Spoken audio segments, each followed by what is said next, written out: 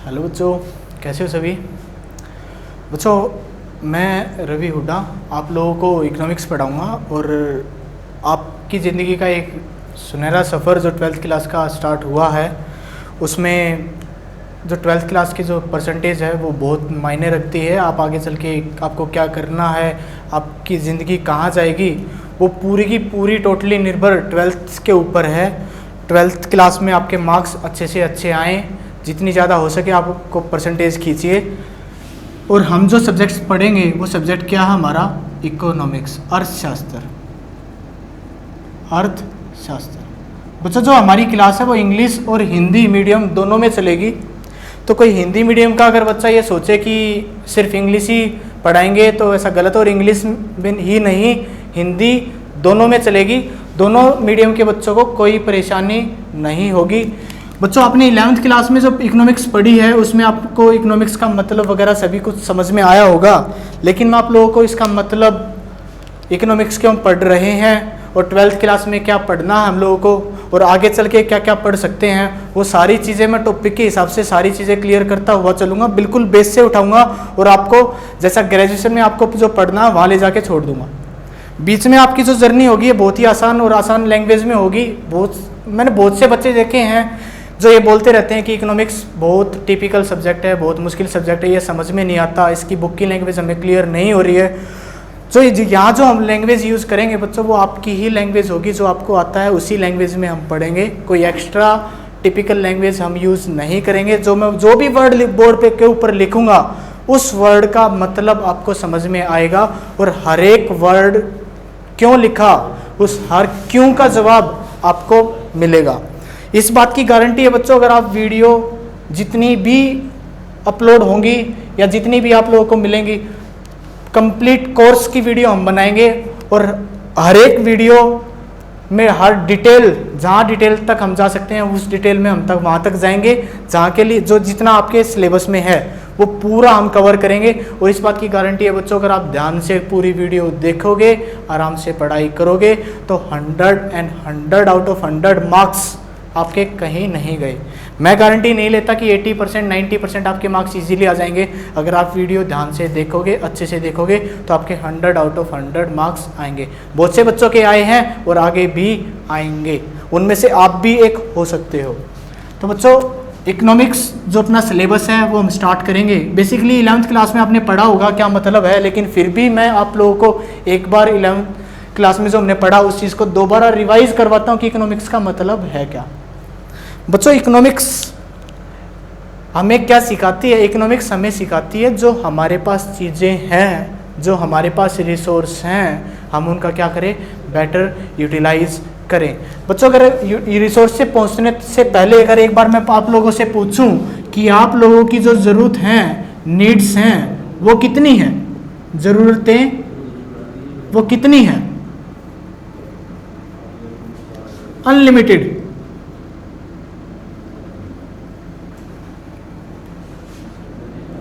असीमित,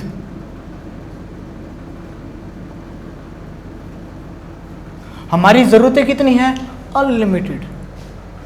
हमारे पास अभी पैसा 10-20 लाख है, हम उसी हिसाब से डिमांड करेंगे। हमारे पास पैसा 50 लाख तक होगा, हम उसी हिसाब से डिमांड करेंगे।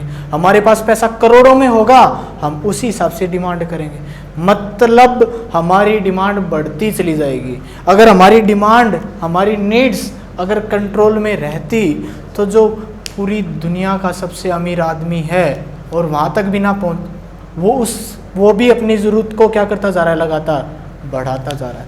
अगर इंडिया की ही बात करें तो इंडिया का सबसे अमीर आदमी मुकेश अंबानी, वो भी और पैसा कमाने की चाह में और इसीलिए वो अपना बिजनेस क्या करता जा रहा है, लगातार बढ़ाता जा रहा है। मतलब इतना पैसा होने के बाद भी उनकी ज़रूरतें पूरी नहीं हो रही, तो हमारे पास तो उतना पैसा है ही नहीं, तो हमारी ज़रूरतें कैसे पूरी होंगी। मतलब कोई भी आदमी हो, उस आदमी की जो ज़रूरतें हैं वो कितनी हैं, अनलिमिटेड हैं, असीमित हैं। लेकिन उस ज़रूरत को पूरा करने के कुछ रिसोर्सेज हैं, कुछ संसाधन हैं जो कि लिमिटेड हैं। रिसोर्स, संसाधन, वो क्या है, लिमिटेड है, सीमित है। जैसे मैं एग्जांपल लूँ ज़मीन का, लैंड पृथ्वी के ऊपर लिमिटेड है। हर एक आदमी चाहे कि मेरे पास 100 एकड़ ज़मीन हो, 200 एकड़ ज़मीन हो, ऐसा पॉसिबल संभव तो नहीं है कि हर आदमी के पास इतनी ज़मीन हो, क्योंकि लैंड लिमिटेड है। लेकिन जो ज़मीन है उस ज़मीन के ऊपर यूज़ प्रयोग हम कितने कर सकते हैं। उस ज़मीन के ऊपर हम खेती कर सकते हैं, हम फार्म हाउस लगा सकते हैं, रहने के लिए घर बना सकते हैं, किराए पर देने के लिए कोई जगह बना सकते हैं, गोडाउन बना सकते हैं, अपनी फैक्ट्री लगा सकते हैं। उस ज़मीन के कितने सारे यूज़ कर सकते हैं, बहुत सारे कर सकते हैं। यानी कि रिसोर्सेज लिमिटेड हैं, लेकिन उनके जो यूज़ हैं वो बहुत ज़्यादा हैं, बहुत सारे हैं। तो हम हम कौन से तरीके का प्रयोग करें या कौन उस रिसोर्स का हम कैसे यूज़ करें जिससे हम उससे फ़ायदा ज़्यादा से ज़्यादा ले सकें। हम वही तरीका करेंगे जिससे हमें फ़ायदा ज़्यादा से ज़्यादा हो। मतलब जो लिमिटेड रिसोर्सेज हैं हम उनका क्या करें, फुल यूटिलाइज करें, फुल यूटिलाइज करें।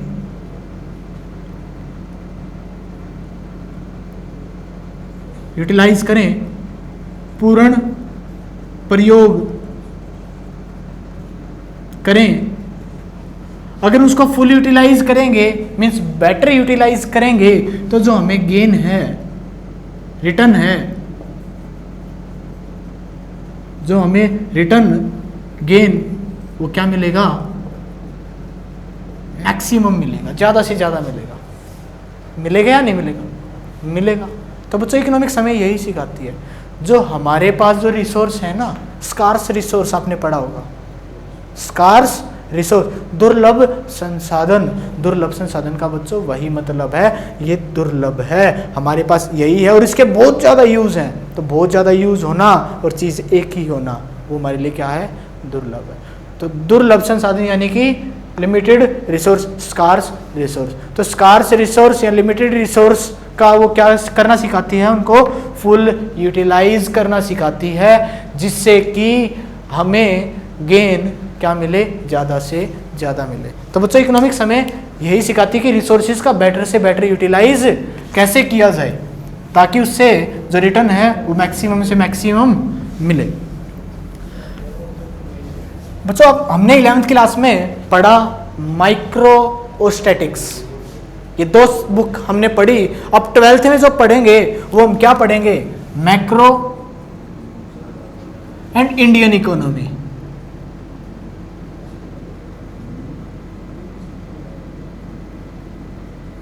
भारतीय अर्थव्यवस्था और समष्टि अर्थशास्त्र, समष्टि अर्थशास्त्र और भारतीय अर्थव्यवस्था, ये 2 बुक्स हम 12th क्लास में पढ़ेंगे। और बच्चों इन दोनों बुक से जो जो इंपॉर्टेंट क्वेश्चन बने हैं, एग्जाम में आए हैं, वो सारे मैं आप लोगों को लिखवाऊंगा। इंडियन इकोनॉमी पहली बार 12th में इस साल आई, तो इससे क्वेश्चन क्या क्या बने, क्या क्या आए और क्या क्या आ सकते हैं वो सारे लेंगे। लेकिन मैक्रो में जो आज तक आया है और आगे भी वहीं से आएगा, वो सारे इंपॉर्टेंट क्वेश्चन मैं आप लोगों को लिखवाऊंगा और उस चीज़ की गारंटी उसी में से ही क्वेश्चन आएगा, उससे बाहर से नहीं आएगा। तो बच्चों जो हम अपनी क्लास स्टार्ट करेंगे वो कौन सी बुक से स्टार्ट करेंगे, मैक्रो से स्टार्ट करेंगे। तो जैसे ही हम 12th क्लास में एंट्री लेते हैं या कोई भी सब्जेक्ट पढ़ते हैं तो बहुत से बच्चे डाउट में रहते हैं मैं किस राइटर की बुक लूँ, NCERT पढ़ूँ या कोई स्पेशल एक राइटर बता दो। तो बच्चों आप कोई भी राइटर ले लीजिए, आप किसी भी राइटर से बुक पढ़िए, सभी राइटर्स की बुक अच्छी है। मैक्रो में बच्चे हमें क्या क्या पढ़ना पहले हम एक बार वो देखते हैं।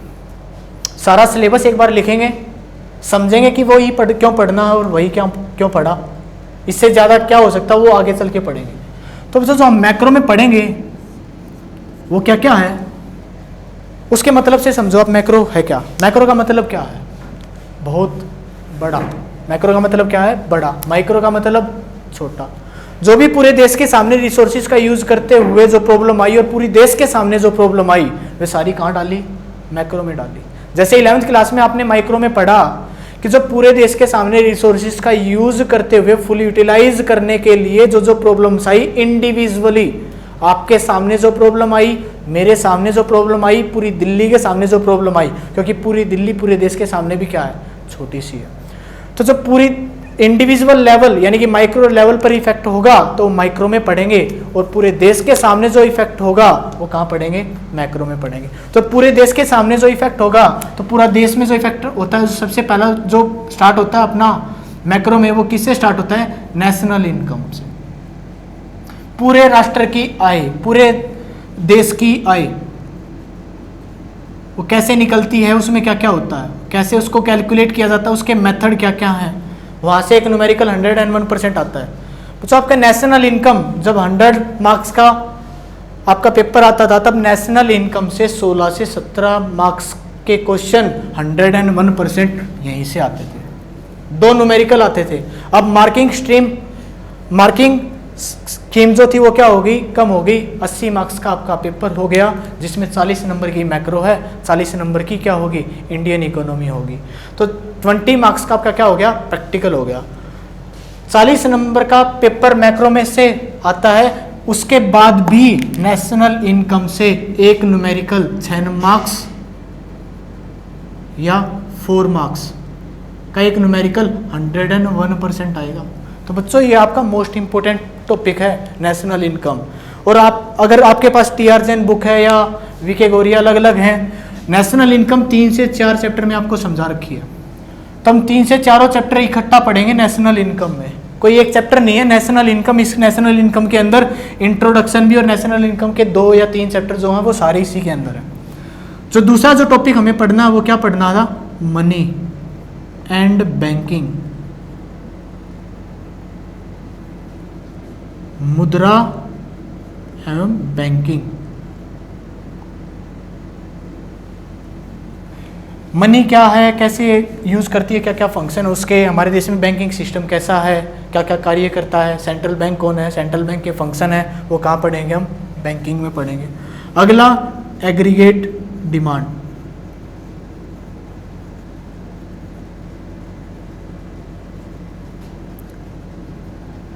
समग्र मांग। बच्चों माइक्रो में आपने पढ़ी डिमांड, वो डिमांड थी इंडिविजुअल आदमी की या मार्केट की डिमांड, लेकिन यहाँ पर हम पढ़ेंगे एग्रीगेट डिमांड, समग्र मांग मींस सबकी मांग, पूरे देश की मांग, ना कि एक इंडिविजुअल व्यक्ति की। तो एग्रीगेट डिमांड से रिलेटेड, इसी से रिलेटेड महंगाई होगी, तो महंगाई कैसे आई, मंदी कैसे आई, ये क्रिएट कैसे हुई, एग्रीगेट डिमांड को कैसे निकाला जाता है, इसके कंपोनेंट क्या क्या हैं, क्या क्या इसके चीज़ अंदर आती हैं, घटक क्या क्या हैं, वो सारे हम कहाँ पढ़ेंगे, एग्रीगेट डिमांड में। उसके बाद जो अगला टॉपिक है हमारा वो क्या पढ़ेंगे हम इसमें, वो पढ़ेंगे गवर्नमेंट बजट, सरकारी बजट। सरकार अपना बजट कैसे बनाती है, क्या उद्देश्य होते हैं सरकार के बजट बनाने के पीछे, क्यों बनाया जाता है, सरकार के पास पैसा कैसे आता है, सरकार कहाँ कहाँ पैसा खर्च करती है और कहाँ कहाँ खर्च कर सकती है, वो सारी चीज़ें हम कहाँ पढ़ेंगे, गवर्नमेंट बजट में पढ़ेंगे। अगला जो टॉपिक है वो क्या है, इसमें फॉरेन एक्सचेंज रेट, फॉरेन विदेशी विनिमय दर, foreign exchange rate. Foreign exchange rate में बच्चों हम क्या पढ़ेंगे कि एक डॉलर के रेट लगातार बढ़ते जा रहे हैं, लगातार कम होते जा रहे हैं। तो कैसे एक डॉलर के रेट बढ़ जाते हैं, कैसे कम हो जाते हैं, और क्या ज़रूरत है हमें रुपये को डॉलर में कन्वर्ट करने की, हम रुपये में ही काम क्यों नहीं चलाते। तो बच्चों इन सभी सवालों के जवाब हम जब ये चैप्टर करेंगे फॉरेन एक्सचेंज रेट वाला, वहाँ हमें मिलेंगे। अगला जो लास्ट टॉपिक है इसका वो क्या है, balance of budget, balance of budget, भुगतान शेष। एक देश दूसरे देशों के साथ जो भी व्यापार करता है, जो भी ट्रांजैक्शन करता है, उस हर ट्रांजैक्शन का रिकॉर्ड रखा जाता है। तो वो रिकॉर्ड कहाँ रखा जाता है, वो रिकॉर्ड रखा जाता है balance of payment, balance of payment. BOP के अंदर एक देश जो दूसरे देशों के साथ जो भी ट्रांजैक्शन करता है वो सभी का रिकॉर्ड कहाँ रखा जाता है, बैलेंस ऑफ पेमेंट में रखा जाता है। तो बच्चों आज की क्लास हम स्टार्ट करते हैं अपनी नेशनल इनकम से ही। तो अपना पहला टॉपिक स्टार्ट होता है नेशनल इनकम के 3 से 4 चैप्टर आपके इसी टॉपिक के अंदर क्लियर होंगे और सभी न्यूमेरिकल जो नेशनल इनकम से आते हैं तो 2-4 न्यूमेरिकल मैं आप लोगों को क्लास में भी करवाऊंगा। उन 2-4 न्यूमेरिकल से ही आप 50-100 जितने भी न्यूमेरिकल आप करना चाहो, चाहे आप इंटरनेट से निकालो, चाहे किसी भी राइटर से निकालो, चाहे प्रीवियस ईयर से जितने भी क्वेश्चन आए हुए हैं चाहे आप उनको सोल्व करो, वे सभी क्वेश्चन वो 5-6 न्यूमेरिकल जो आप लोगों को करवाने हैं उन सभी से वो सारे ईजीली हो जाएंगे। तो अपना पहला टॉपिक स्टार्ट होता है नेशनल इनकम।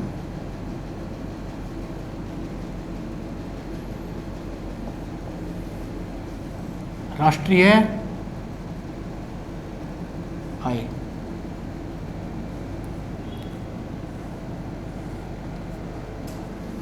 बच्चों अपने टॉपिक में एक रिदम बनेगी, स्पीड बनेगी। वो स्पीड तभी बन पाएगी जब मैं कुछ छोटे छोटे वर्ड जो बार बार मैं आप लोगों के सामने बोल रहा हूँ वो हर एक वर्ड का मतलब हमें पता होगा। तो अपने टॉपिक को शुरुआत स्पीडली चलाने से पहले कुछ छोटे छोटे टॉपिक्स मैं आप लोगों के सामने लिखूंगा जिनका यूज आगे चल के होगा और वो आप लोगों को समझ में आएंगे। वो क्या है क्या क्या जैसे सबसे पहला अगर मैं टॉपिक लिखूं, मैं आप लोगों के सामने लिख रहा हूं कंज्यूमर गुड्स। कंज्यूमर गुड्स ये छोटे छोटे टॉपिक्स हैं, यहाँ से भी एग्जाम में क्वेश्चन आए हैं। जिस भी टॉपिक से क्वेश्चन आए हैं मैं उसी टॉपिक को आपको बताऊंगा कि ये टॉपिक मोस्ट इंपोर्टेंट है। यहाँ से क्वेश्चन 101% पहले आया था या आ सकता है। पहला है कंज्यूमर गुड्स, उपभोक्ता वस्तु।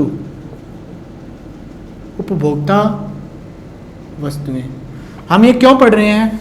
हमें जो गुड्स हैं वो 4 कैटेगरी के मैं आप लोगों को पढ़ाऊंगा। पहला क्या पढ़ाऊंगा? कंज्यूमर गुड्स जो नेशनल इनकम के हम डिस्कस करेंगे। दूसरा कैपिटल गुड्स, उपभोक्ता वस्तुएं। पूंजीगत वस्तुएं, इंटरमीडिएट गुड्स,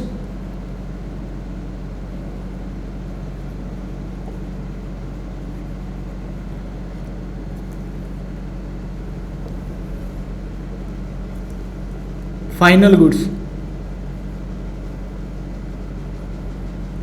अंतिम वस्तुएं,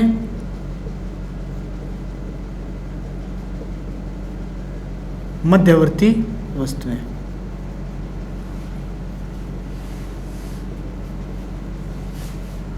तो ये 4 टाइप के हम गुड्स पढ़ेंगे। तो सबसे पहला गुड्स कौन सा था? Consumer goods. ये रहा। हम ये पढ़ेंगे कंज्यूमर गुड्स है क्या। तो बच्चों आपको कंज्यूमर गुड्स जब पढ़ोगे आपने अपने बुक्स में 4 टाइप का देखा होगा। अगर आपके सामने अगर बुक है, आप बुक को खोलोगे तो कंज्यूमर गुड्स को 4 पॉइंट में आपको एक्सप्लेन कर रखा है। पहला ड्यूरेबल। कोई भी राइटर की बुक हो आप वो खोलो, उसमें आपने कंज्यूमर के 4 टाइप दिखेंगे, जिसमें पहला क्या है? Durable goods. दीर्घकालीन वस्तुएं।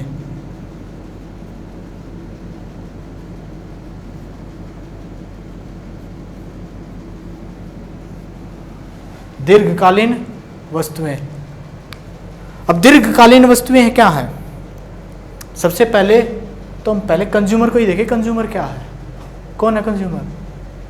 तो बच्चों कंज्यूमर वो जो सामान को क्या करता है? खरीदता है। जिस भी सामान को वो खरीदेगा वो सारा सामान क्या है? उसका गुड्स है। तो कंज्यूमर जैसे आप हो, आप कोई भी गुड्स खरीद रहे हो, सर्विस खरीद रहे हो। गुड्स कोई भी वस्तु, सर्विस कोई भी सेवा।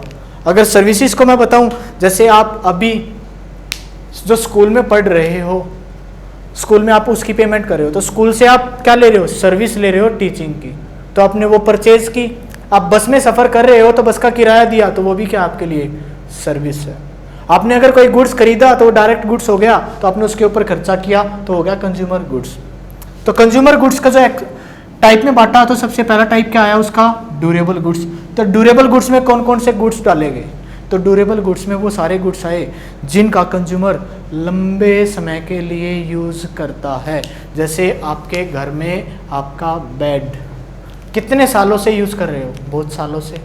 यानी कि वो गुड्स जिनका यूज़ लंबे समय के लिए किया जाता है या लंबे समय तक एक उपभोक्ता उनका प्रयोग करता रहता है। वे सारे गुड्स कौन से होते हैं? Durable goods. अगला टाइप देखो इसमें, तो अगला क्या है हमारे लिए? Semi durable goods.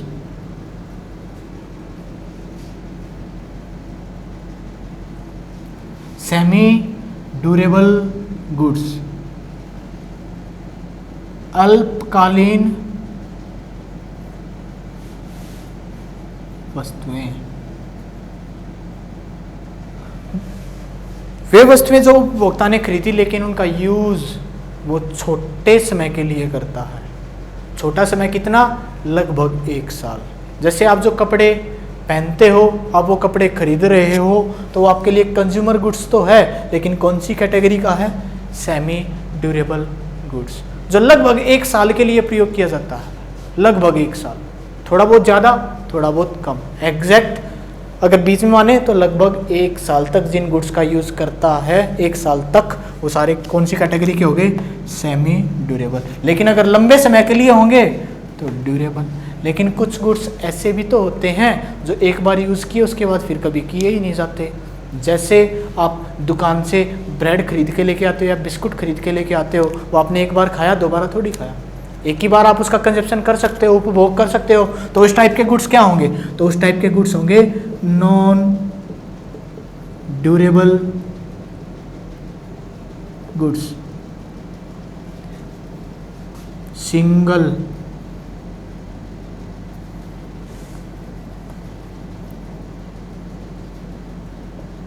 Use consumer goods. एकल उपयोग की उपभोक्ता वस्तु। एकल मीन्स एक बार प्रयोग की उपभोक्ता वस्तुएं, वे कौन सी होंगी? Non durable goods, single use consumer goods. Example मैंने लिया ब्रेड, बिस्किट, रोटी, जो एक ही बार यूज हो सकती है, वो क्या हो गया? सिंगल यूज कंज्यूमर गुड्स या नॉन ड्यूरेबल। जो लास्ट जो भी मैं आप लोगों को कह रहा था, सर्विसेज, जो भी आप लोग मुझसे भी पढ़ रहे हो, वो भी क्या है? आप मुझसे क्या ले रहे हो? एक सर्विस, सेवाएं। तो जो भी कंज्यूमर खरीदता है सामान, उसको 4 कैटेगरी में बांटा गया। पहला क्या है? ड्यूरेबल गुड्स, वे वस्तुएं जो लंबे समय के लिए यूज की जाती हैं। दूसरा क्या है? सेमी ड्यूरेबल गुड्स, वे वस्तुएं जो लगभग 1 साल के लिए यूज की जाती हैं। तीसरा non durable goods, single use consumer goods, उपभोक्ता की एकल प्रयोग की वस्तु जो एक बार यूज की जाती है। और लास्ट क्या हमारा? सेवाएं, सर्विसेज। तो बच्चों यहाँ पर हमारा पहला टॉपिक खत्म होता है, कंज्यूमर गुड्स। और दूसरा टॉपिक क्या है?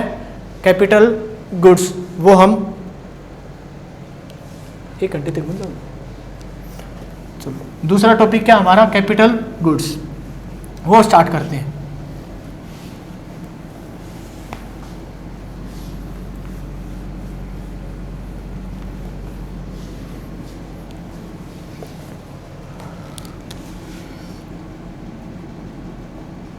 कैपिटल गुड्स, पूंजीगत वस्तुएं।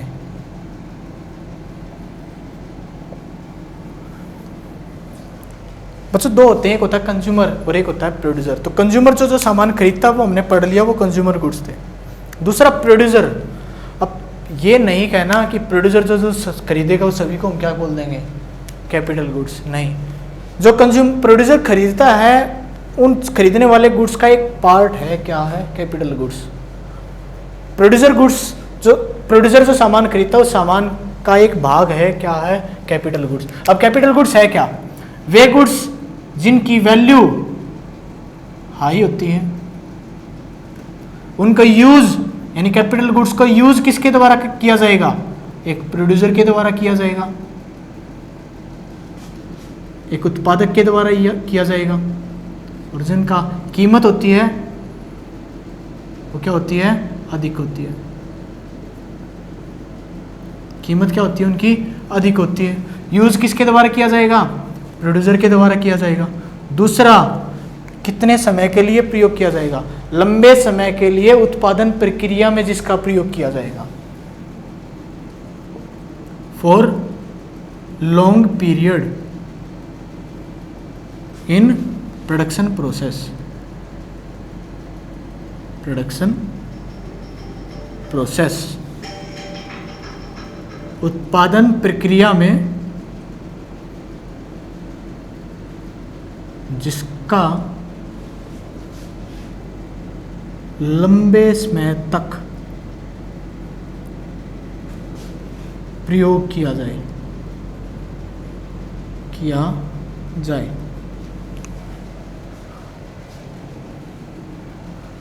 इन्हीं 3 पॉइंट से बच्चों में समझ में आ जाएगा कैपिटल गुड्स है क्या।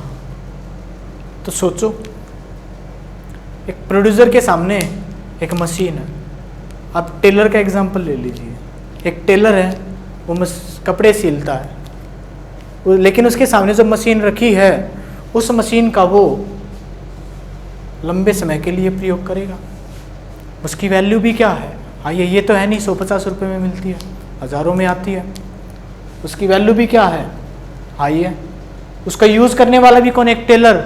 घर में सिलाई मशीन तो घर में तो यूज़ की नहीं जाती, एक टेलर यूज़ करेगा और कपड़े सिलेगा और उनको क्या करेगा? बेचेगा। तो इसलिए वो क्या है? प्रोड्यूसर भी। तो यानी कि प्रोड्यूसर ही उनको यूज़ कर रहा है और लंबे समय के लिए प्रोडक्शन प्रोसेस में वो चीज़ें क्या की जा रही हैं? प्रयोग की जा रही हैं। तो इसीलिए हम उन गुड्स को क्या बोल देंगे? Capital goods. लेकिन अगर यहीं एक बात मैं और आपको बोलूँ कि उस जो टेलर था उसने धागे भी खरीदे, तो धागों का कितनी बार यूज़ किया उसने? एक ही बार यूज़ किया। एक शर्ट या पैंट या जो भी सामान वो सिलता है वो उसने सिला और वो ख़त्म। उसका दोबारा यूज़ और लेके आना पड़ेगी, उसके बाद ही वो उनका क्या कर पाएगा? दोबारा प्रयोग कर पाएगा। तो प्रोड्यूसर भी कुछ ऐसी चीज़ें होती हैं जिनका वो एक बार यूज़ करता है। जैसे कच्चा माल, कच्चे माल का कितनी बार यूज़ करेगा? वो एक बार। लेकिन कुछ सामान ऐसा होता है जिनका प्रयोग वो लंबे समय के लिए करता है। तो उन्हीं गुड्स को हम क्या बोलेंगे? Capital goods. तो कैपिटल गुड्स को और अच्छे से एक्सप्लेन करने के लिए 2 स्टेटमेंट और लिखूंगा, उनसे और देखेंगे कि कैपिटल गुड्स क्या है। और वो दोनों स्टेटमेंट पेपर में पूछी गई हैं। और वो स्टेटमेंट कौन कौन सी हैं आपको अपनी बुक में भी दिखाई दी होंगी। अभी जब जहाँ से आपका टॉपिक स्टार्ट होता है कैपिटल गुड्स, उसमें लिखा हुआ है पहली स्टेटमेंट क्या है कि all machines are not capital goods, कि सभी मशीनें पूंजीगत वस्तुएं नहीं हैं। सभी मशीनें पूंजीगत वस्तुएं नहीं हैं। जैसे मैं टेलर का ही एग्जांपल ले रहा था, जो टेलर के पास जो मशीन थी वो क्या थी? Capital goods. लेकिन अगर वो वही मशीन अगर आपके पास आपके घर में है तो आप प्रोड्यूसर तो नहीं हो, आप क्या हो? एक कंज्यूमर हो। तो घर में सीविंग मशीन है तो वो क्या है? Consumer durable goods. लेकिन अगर वही मशीन एक टेलर के पास है तो वो क्या है? उसका कैपिटल गुड्स। जैसे एग्जांपल लूँ मैं जूसर मशीन का, एक जूसर मशीन अगर जूस वाले के पास है तो वो क्या है? कैपिटल गुड्स, क्योंकि वो उससे चीज़ों का क्या कर रहा है? प्रोडक्शन कर रहा है, जूस बना रहा है और बेच रहा है। अगर वही मशीन अगर आपके पास घर में है तो वो क्या है? एक कैपिटल गुड्स।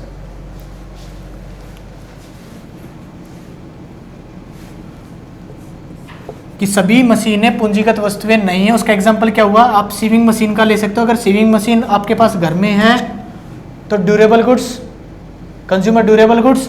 और सीविंग मशीन अगर एक टेलर के पास है तो वो क्या है? एक कैपिटल गुड्स।